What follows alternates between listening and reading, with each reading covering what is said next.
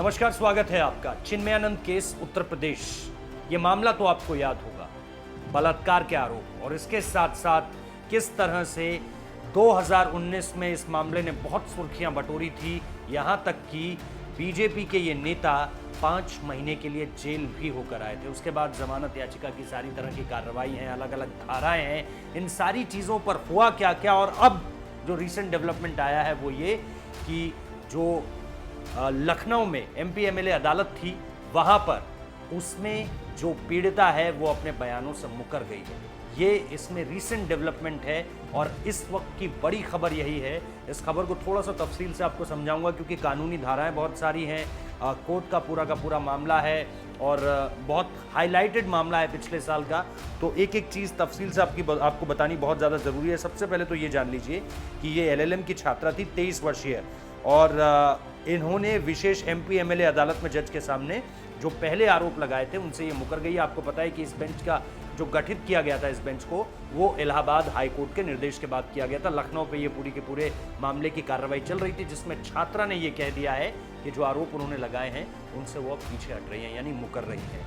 अब दरअसल इसके पीछे वजह क्या थी, क्या पीड़ित छात्रा की तरफ से, उनके पिता की तरफ से, क्योंकि उनके पिता भी बहुत प्रोएक्टिव रोल में इसमें सामने आए थे। अब उसमें क्या कुछ होगा वो सामने निकल कर आएगा शायद 15 अक्टूबर की तारीख, जो अगली तारीख दिख रही है इस पूरे के पूरे मामले में, वो यही बता रही है। क्योंकि लॉ छात्रा के आरोपों से मुकरने के बाद जो प्रोसिक्यूशन है, यानी जो अभियोजन पक्ष है, उसने छात्रा के खिलाफ पक्षद्रोही या बयान बदलने की धारा 340 के तहत मुकदमे की अर्जी जो है वो दाखिल कर दी है। और कोर्ट ने अर्जी स्वीकार करके छात्रा को नोटिस देकर जवाब दाखिल करने को कहा है। अगली सुनवाई जो इस मामले में होनी है वो 15 अक्टूबर को होनी है। ऐसे में उस दौरान क्या कुछ निकल कर आएगा, इस दौरान, क्योंकि ये बड़ा हाईलाइटेड केस था 2019 का, जैसा मैं आपको बता रहा हूं, और ये पूरा का पूरा मामला जो शुरू होता है ये 5 सितंबर से शुरू होता है।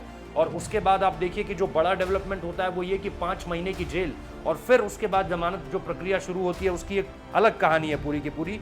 क्योंकि जो धाराएं उस वक्त पे लगी थी वो बहुत गंभीर थी, और वो मैं और छात्रा ने दिल्ली की लोधी कॉलोनी पुलिस स्टेशन में भी 5 सितंबर 2019 को सबसे पहले इस मामले को लेकर गई थी।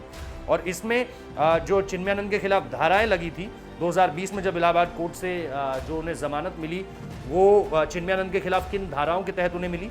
376C, 354D, 342 और 506 के तहत उन पर मुकदमा चल रहा था।